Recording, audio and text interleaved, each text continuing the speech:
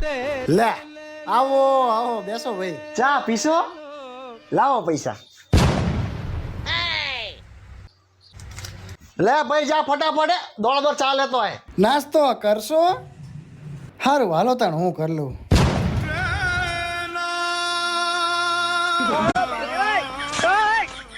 ખજૂર ચાલશે?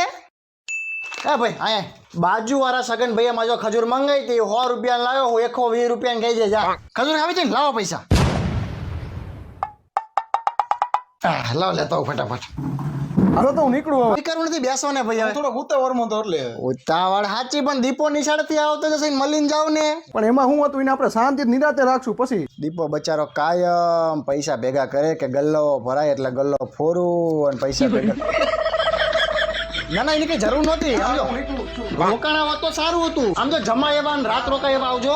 એક રાત નહીં જઈજો.